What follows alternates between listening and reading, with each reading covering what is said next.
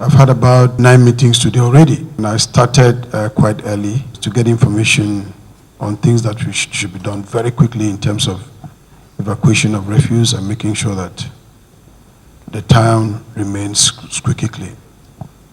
To some extent, we are going to take some major decisions, not too long from now. I've been briefed by the head of service, I've been briefed by the accountant general. Already, we've asked all the accounts to be frozen. There should be no further transaction till further notice. All that has been suspended. And for the civil service, which a question has even come out of there, I've discussed already with the head of the civil service, and we are going to look at those appointments, how they fit, because actually the gap analysis we're seeing is quite more than what has been taken. And we want to ensure that people who are taken are square pegs in square holes, and we actually do need them. We are putting forward measures which we're going to set in place to make sure that once more we have a robust civil service. But it's very clear that we will still need some of those who've retired to come and impart experience for those that we are going to take on board. But that will be after we've looked at the nominal role properly and then assessed properly what are the needs, and then the promotions, etc.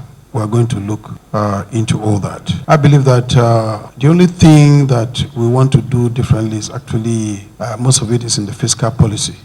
We try to streamline and make sure that the IGR is leak-proof in a way that all the IGRs that are due to government are going to go directly into government purse.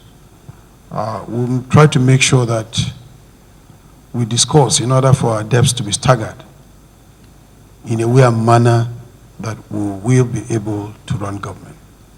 We are going to build on the gains which already the government of Benayadi has put in place to a large extent to change the economy. Because if we populate the value chains of all the things that has been put on ground, then a lot of young men and women will be able to be engaged. A lot of opportunities are going to open up.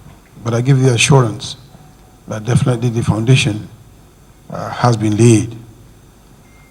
I still reiterate that we'll complete all the uncompleted projects that are still littering around the whole place to make sure we give value to our people. That there will be a window of amnesty, and it's good for everybody to come immediately during that period. Anything outside that period, the people will face the law. We agree that to some extent, hunger causes criminality. But we're going to work on it very seriously to make sure that we open opportunities for our people to work so that we reduce it to the barest minimum. But for those who have made up your mind that no matter what the government does, they have to still engage in criminality, then we'll have to deal with it straight. Because there's nothing as terrible as somebody being denied his or her freedom. Just be arrested by the police. You know what it is to be denied of freedom, not to talk of for you to be picked and put in the creek or picked and put somewhere until ransom is paid before your release. So I believe that hunger has called all this. We will do all we can to empower the young men and women so that they leave those kind of engagements and then come through.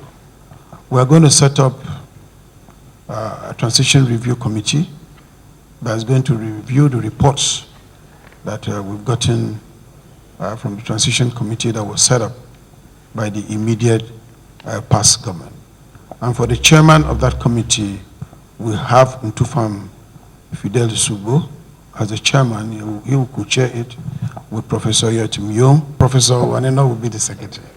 We will populate the committee, but I've had discussions with them, and we will set the template for them to know what they're going to do and what they're going to achieve within the period. But the government has taken off. Cross Riverians have very great expectations.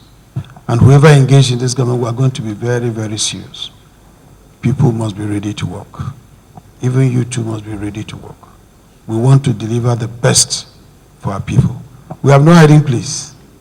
Why I say so is I have a track record. Anywhere I go, the difference is clear. And it cannot change now. That is why I got up very early and made sure the work has started. And truly, it has started.